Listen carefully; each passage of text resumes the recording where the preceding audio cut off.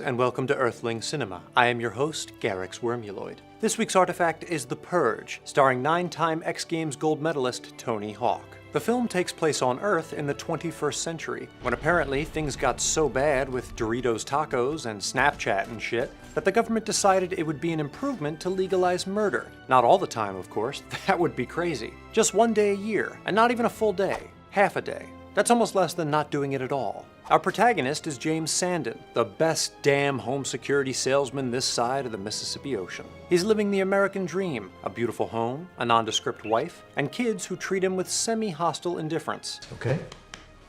The Sandins sit down to a leisurely dinner, not particularly concerned about the impending free-for-all fuckfest. Then, 5 minutes before it begins, they remember, oh yeah, all crimes are about to be legal. Better lock up now. Christ, dude, you didn't even set an alarm? Almost immediately, the son lets in an injured guy off the street, and the daughter's boyfriend sneaks in. It's fine though, because James cuts down that punk boyfriend, as any proud father should. Even ones that work in entertainment and don't seem all that tough.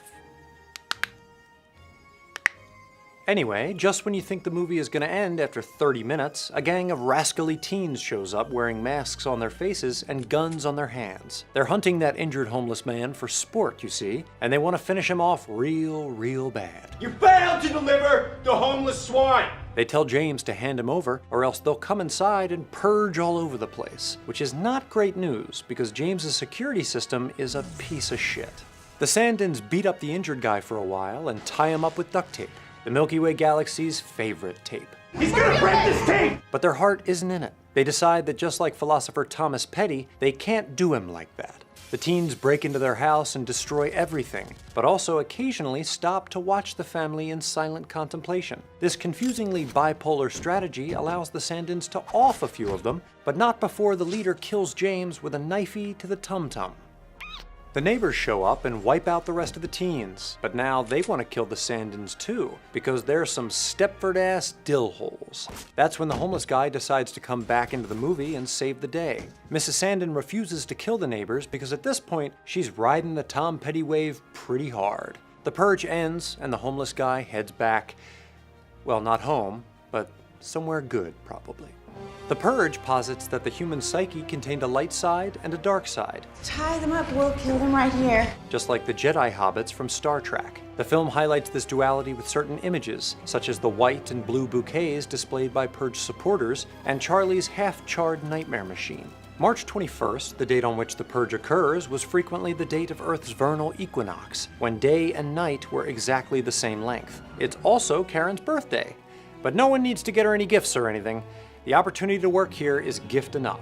Just as the Purge is intended to bring about a healthier and more balanced society, the vernal equinox heralded the beginning of spring, a time of rebirth and renewal of Claritin prescriptions. The date also had significance in Earth's fourth most successful religion. Christians used to celebrate the resurrection of young Jesus on Easter, a date they calibrated using the vernal equinox. Similarly, citizens in the film celebrate the resurrection of their society on Purgemas Eve with an almost religious fervor. Blessed be the new founding fathers, letting us purge a nation reborn. The blue baptisias reference the Christian ritual of baptism, also known as the Dunkaroo. Another focal point of the film is America's problems with social stratification. Though the Purge laws are ostensibly race and class neutral, they disproportionately target the disenfranchised, who are unable to afford diamond-edged blades or truffle-infused security systems to protect themselves. The poor can't afford to protect themselves. They're the victims tonight. The film's antagonists are dressed in prep school attire, the garb of the wealthy elite, and they treat the hunting of a homeless black non-contributor like just another extracurricular for their college apps. This imbalance echoes the war on drugs in the 1980s, when the clowns on Capitol Hill passed laws that were 100 times harsher for crack cocaine, a drug that plagued poor black communities, than for its overachieving white powder-based cousin. Is the Purge really about money?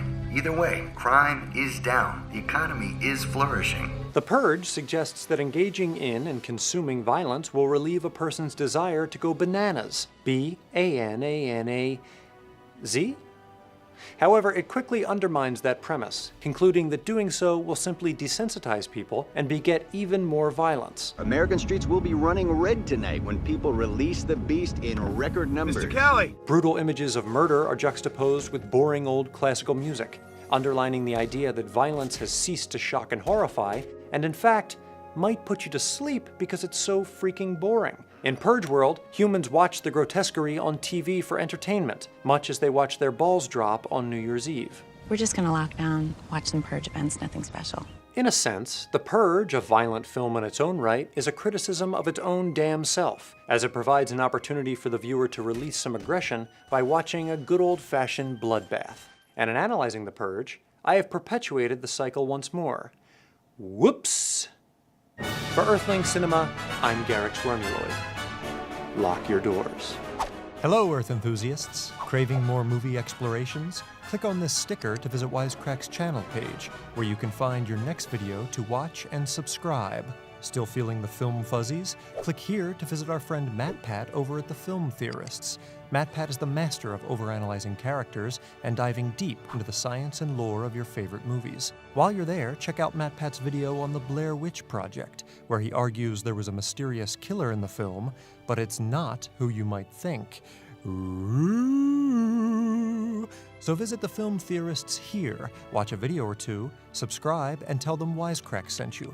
Finally, take a minute and check out Wisecrack's Patreon page. Every patron helps us keep making great content. Until next time, thanks for watching. Goodbye.